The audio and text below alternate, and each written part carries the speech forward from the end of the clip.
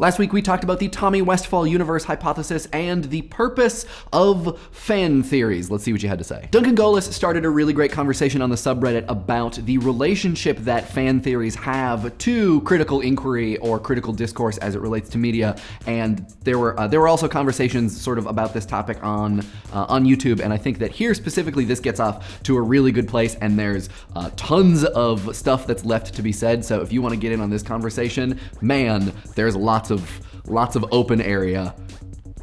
Go hang out in the subreddit, I guess is what I'm saying. ducducguz on the subreddit provides an interpretation of the Tommy Westphall universe hypothesis, which states that it's not necessarily maybe supposed to indicate that these fictional shows are a continuous landscape, as I said in the episode, that the different characters are actually more like action figures that Tommy has at his disposal, and that he just puts them in different situations, but it doesn't necessarily indicate that you could walk from one show to the other. And I think that this is a really interesting take on it, but I think also if you go back and you look at Dwayne McDuffie's original post, he does talk about continuities and about interlocking stories, right? Because he's coming from this perspective of, what if we treat this like a comic book? What if we want to talk about how there is all of this cross-series continuity?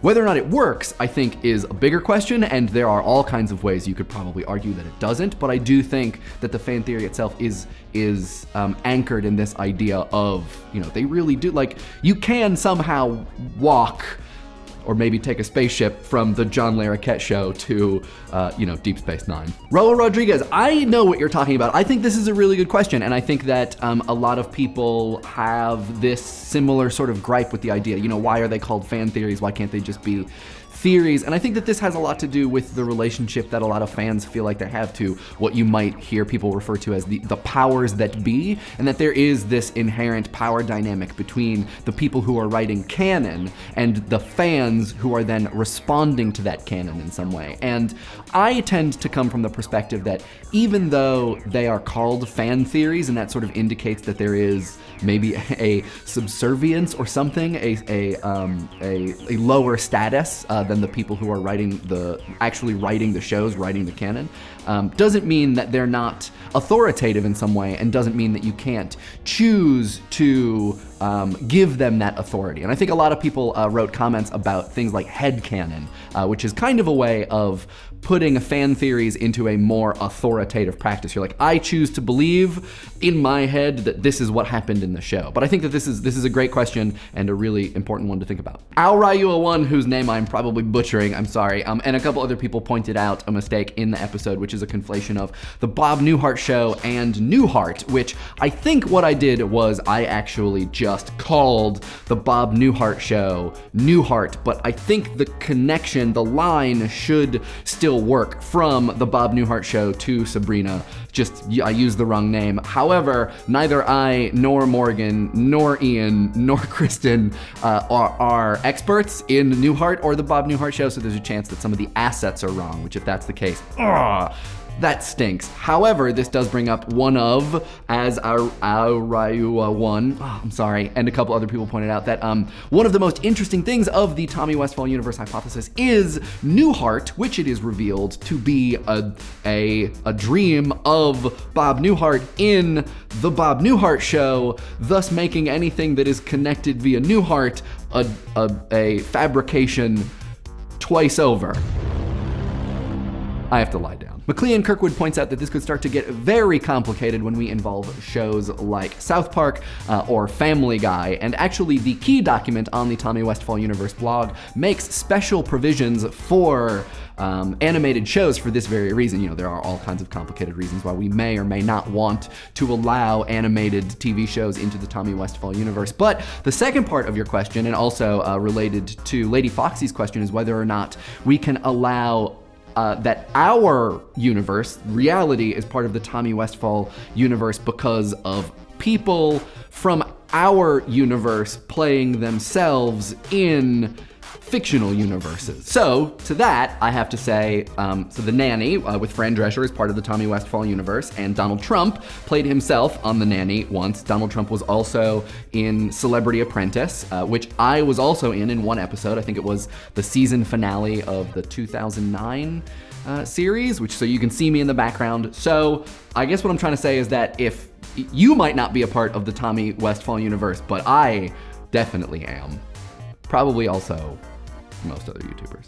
FlyToTheRain and a couple other people pointed out that the preferred construction is actually a child with autism, which is a thing that I did not even know was a preference. So I appreciate people letting me know, and I will make sure to use that construction in the future. So thank you. Caterjillar makes the really great point that fan theories sort of in general serve a purpose to fill in the holes that are left in the canon media, and that this is not only a great way to think a little bit more deeply about the stories that you love, but to also fill in the parts of it that were not filled in for, whatever reason. And yeah, I mean, you see this all the time with Doctor Who, I think with Homestuck and a bunch of other things. I would love to know what you guys think about, like what are the properties, what are the places where fan theories kind of do the most heavy lifting to fill in parts of history or canon that aren't there.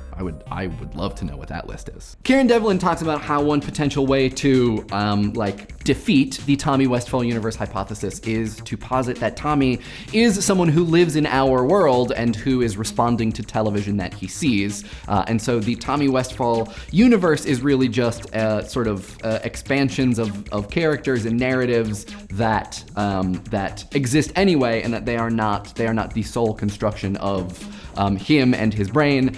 And Morgan and I have been talking about this comment for about maybe between 5 and 10 minutes now, and we have not come to a consensus about what we think. So I would again love to know, what do you think about this? I have feelings and ideas, but I don't want to poison the well. John Norman writes a really interesting comment about the differences between the logic that is internal to one universe, and uses Avatar: The Last Airbender and The Legend of Korra as an example of that, and sort of logic that pulls many, many universes together, and how the secondary one, especially as it relates to the Tommy Westphall universe, can sort of be seen to negate the existence or importance of other shows. And this is a perspective that never dawned on me, and I think is really interesting, that like, if you are saying that so many of these shows take place inside the brain of Tommy Westphall, are you in some way saying that they are not as real or effective as they themselves kind of claim to be on their face? And I think that this is a really interesting and really great question. So thank you for writing this comment. Bailey Holden writes the comment that is on everybody's mind: so what? And the conversation that followed was really good and makes great points for both sides. What is the point of fan theories? Does it change anything? Does it really influence your interaction or perspective with the show? Now that you know all of these things exist in the same universe, who cares?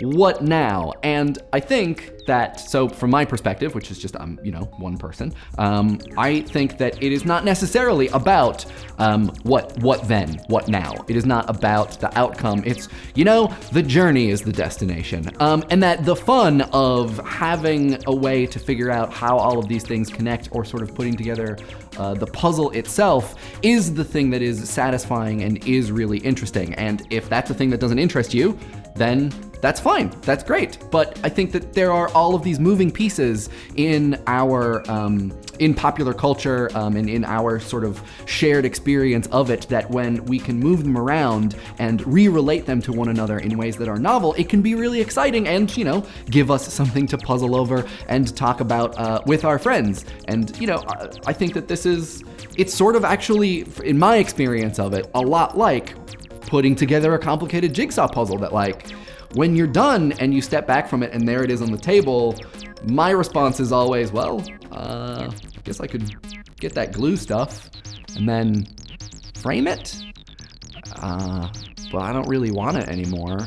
And then you just crumple it up and put it back in the box, because the point of it was not to have it, the point was to do it. So that's my take, at least.